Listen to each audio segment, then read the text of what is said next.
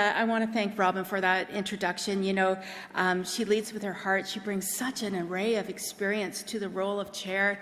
And the fun part is, I just found out a little while ago, she has connections back to Huron County. How do you like that? She said she went to high school in Wingham, so of course the conversation evolved to, oh, well, where near Wingham did you live? And she said Monarch. And I just looked at her and I said, in an orange brick house? And she looked right back at me. One concession literally due south of where I called home. So it's a small world, and that's why it's important that we take time to think about how can we work together in terms of supporting rural Ontario, something that we're all passionate about and we care about.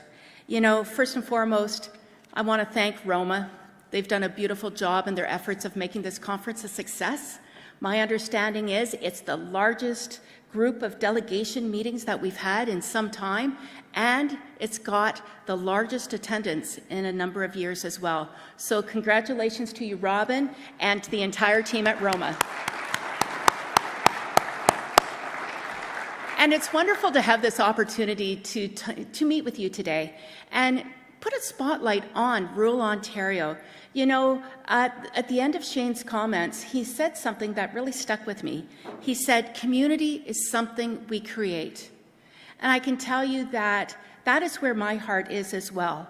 And as Ontario's Minister of Agriculture, Food and Rural Affairs, it is an honour to represent a rural riding with 14 municipalities. We don't have one city, but let me tell you, our urban centres lead by example, and their hearts are so big, and we have amazing leadership around all 14 council tables to make sure that our communities at home are presenting opportunities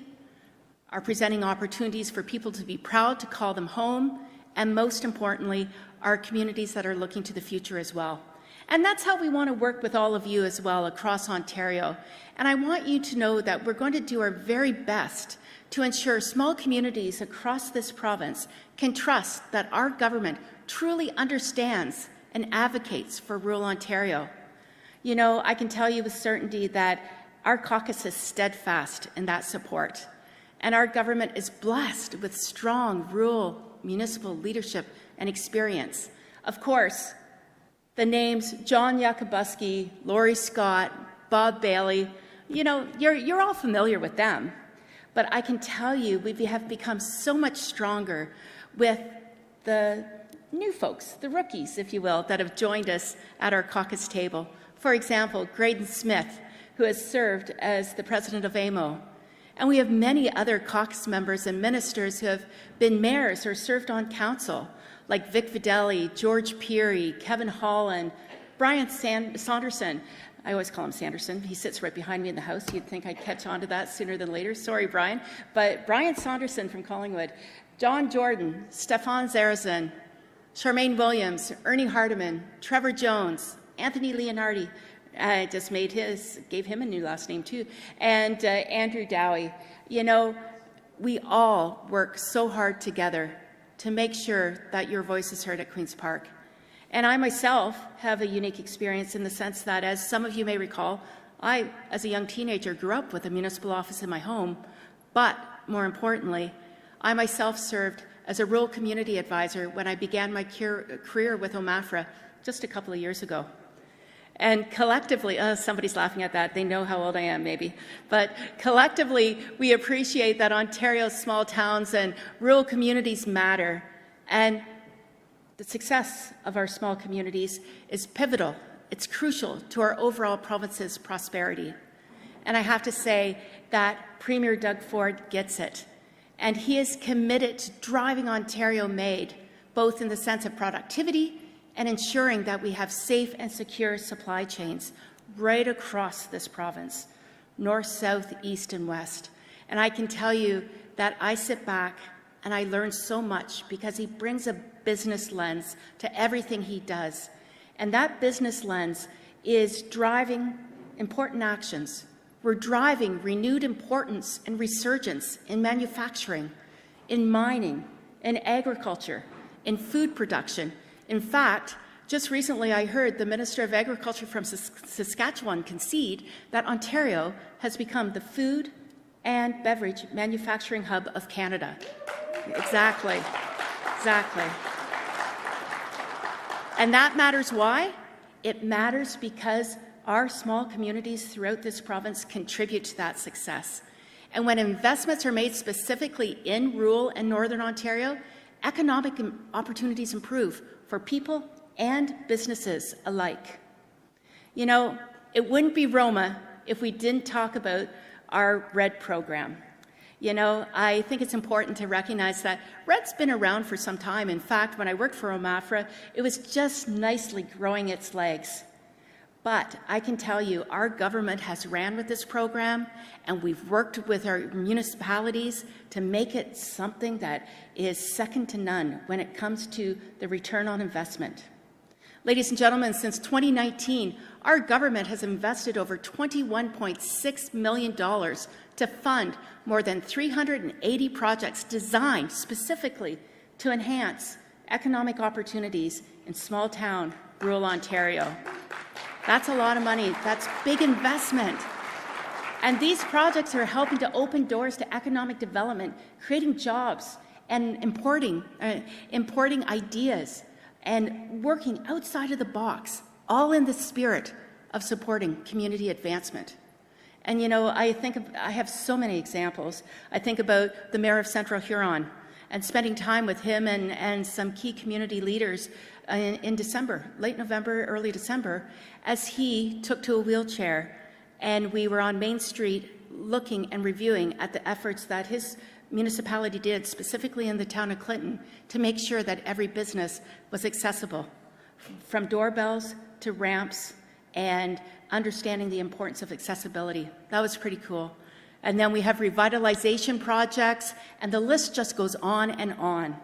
I want to share some more examples with you. One of the projects funded just last year alone was received by the Innovation Cluster of Peterborough and the Kawarthas. And it had created an opportunity for this organization to support startup businesses and to help accelerate business success, all the while creating jobs. They've established themselves as a hub that brings entrepreneurs together with successful business leaders to create an environment that generates success and innovation. I loved visiting there, and I really appreciate MPP Dave Smith for giving me the opportunity to join him and really see firsthand what can be achieved when you bring the right environment together. Because at this innovation cluster in Peterborough, they actually also invest in in-house space, providing offices and boardrooms for people who are starting their businesses and want to put forward that professional approach. And they also have an array of tools for people to use. I have to tell you, when we were heading into the boardroom to meet with some of the directors that are responsible for this cluster, I had to stop because I was taken back that in this innovation cluster, of course it makes sense once I saw it, they actually even had a 3D printer for people to work on, to create an environment so that their ideas actually become reality. And that's just one example. There are so many others. For instance, improvements to Tillsonburg's airport, the rehabilitation of buildings at the Muskoka Heritage Place in Huntsville, building improvements at the Aboriginal Labour Force Development Centre. It's a circle, particularly, an Indigenous not-for-profit employment and training organization has created, which is located in the Tyendinaga Mohawk Territory. That matters. Other projects across the province also involved funding initiatives like youth employment strategies that was realized in Middlesex County, as well as business and market plans development. And in particular, the Bay of Quinte utilized RED funding to increase their shoulder season tourism. And there was also a business concierge service that was established in North Perth. But there's one other project that I really want to take some time on to highlight in terms of big dreams, huge returns. You know, in 2022, I went to visit with Steve Clark in Gananoque, and we met with our local municipal leaders there. And it was there we celebrated a RED investment that resulted in one project, a phenomenal project that has lasting impact, and it's known as the Wanderer. And you know, it's interesting. I want to give a shout out, and she's a friend from that, I will dare say, from junior farmer days. So again, just a couple of years ago. And there's some applause there. Some junior farmers are in the house. Very good. But ladies and gentlemen, Junior Farmers Association of Ontario is a youth organization that originates back to 1914, 1915 with the goal of self-help and community betterment. That motto today in 2024 has evolved into 4 words: building community, building leaders. And Her Worship, Mayor Karina Smith-Gatke. Oh, people know that junior farmer. And Karina, she actually has done an amazing job in terms of building community, building leaders. And working with her local municipalities, she has made something pretty special. A $45,000 investment from the Rural Economic Development Fund has seen the creation of an online initiative where a local wanderer is promoting the area. And guess what? Since they launched this, he has had 350,000 views to date, and his followers are from all around the world: Canada, US, Cuba, Germany, France, Philippines, and even New Zealand.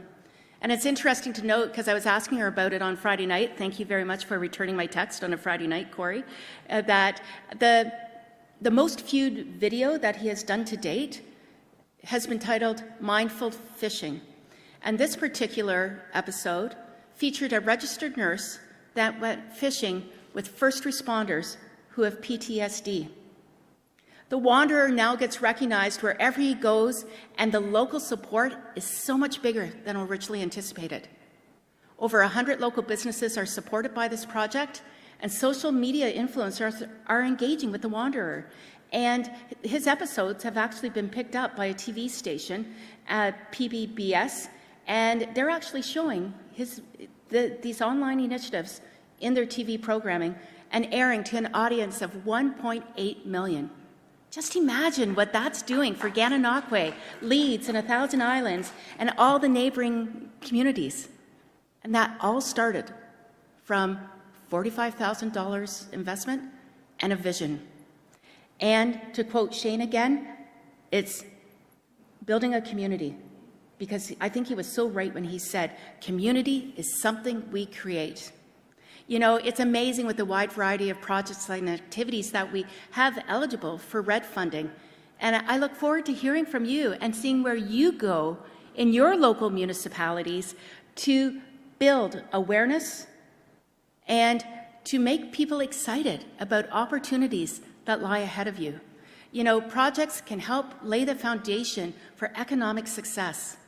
And that's why I'm pleased to announce that we're opening another stream, a new intake for the Rural Economic Development Program, and that intake opens today.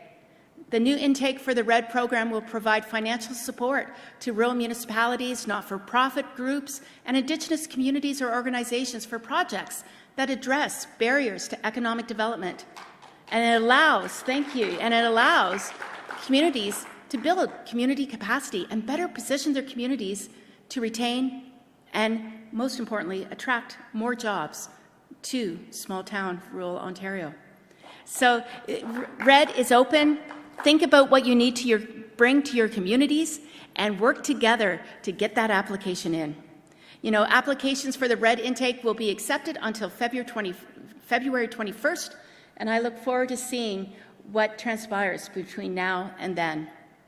You know, in talking about rural Ontario, we'd be remiss if we didn't talk about the importance of supporting our small communities.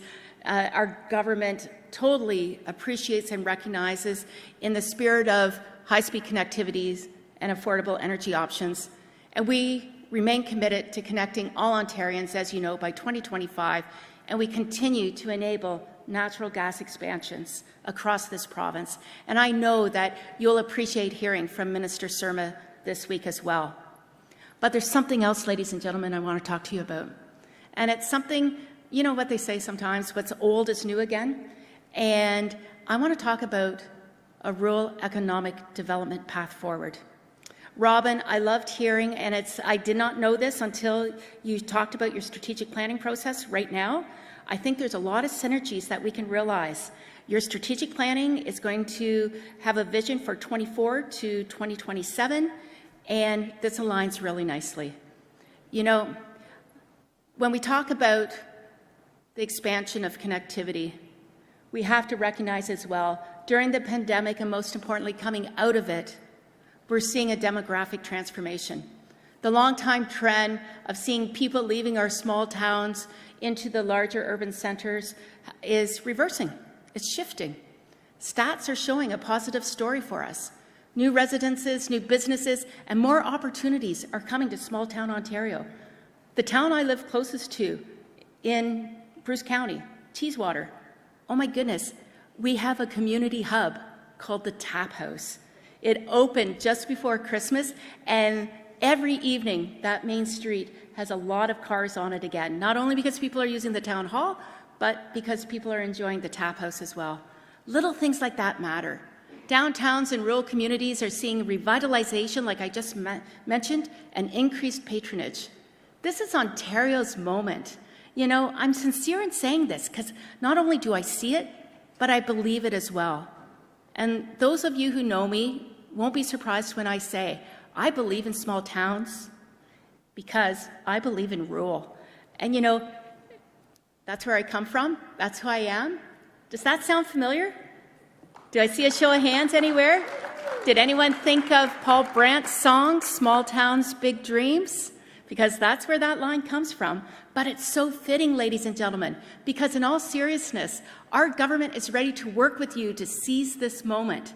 And that's why today I'm proud to announce that our government is going to begin consultations, a listening exercise that will ultimately inform a new rural economic strategy that ultimately, working in tandem and concurrently with ROMA, will complement each other so very well.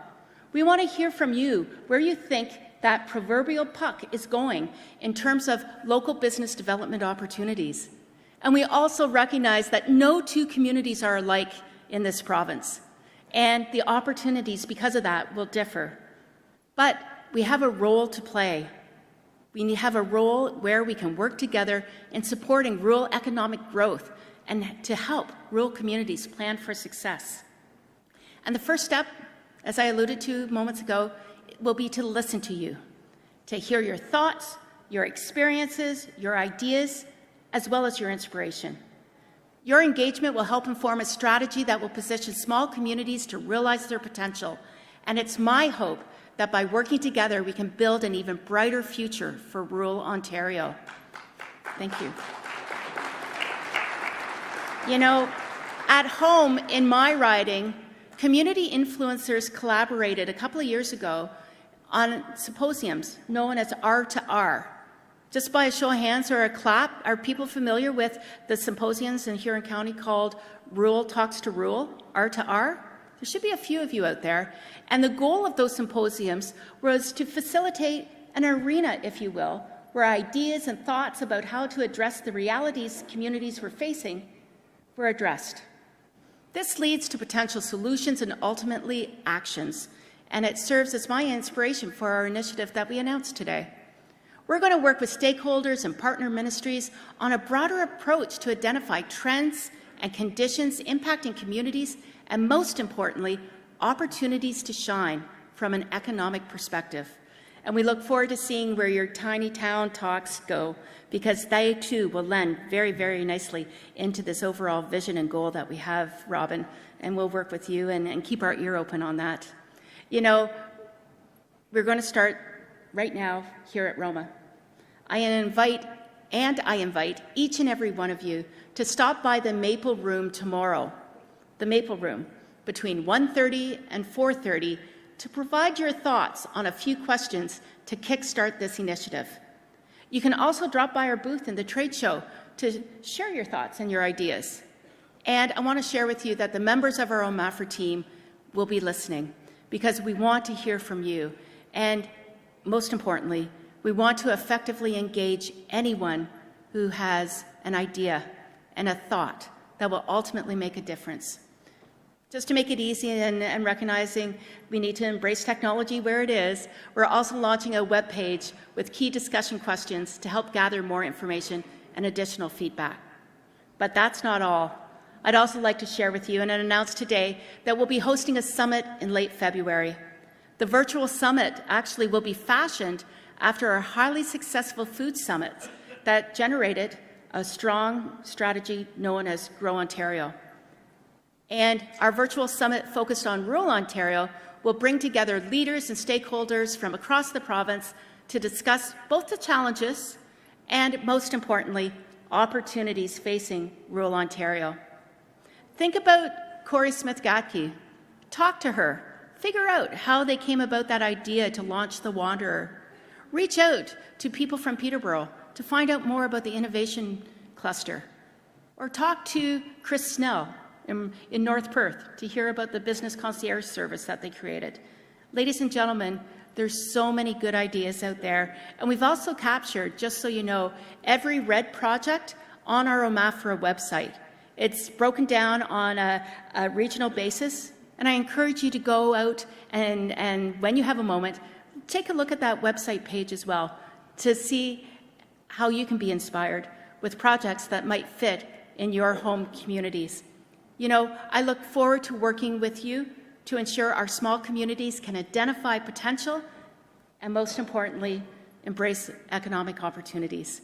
So just to close, I want to again thank Robin and ROMA, everyone involved in organizing this year's biggest and, I will dare say, soon to be declared the most successful conference.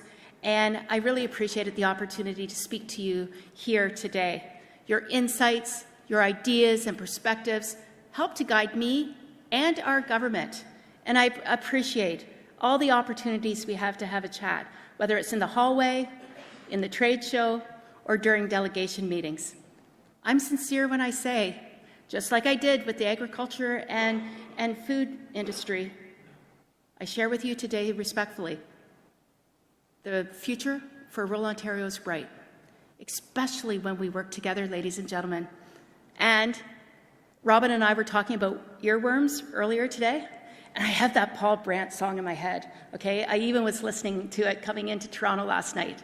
And in that song, Paul Brandt also sings, "The best things that I've ever seen come from small towns and big dreams." Ladies and gentlemen, dream big. The future's bright for rural Ontario. Thank you so very much.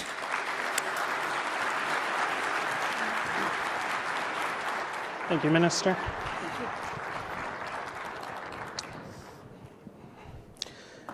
Thank you, Minister Thompson. I want to direct your eyes to the big screen for a short video.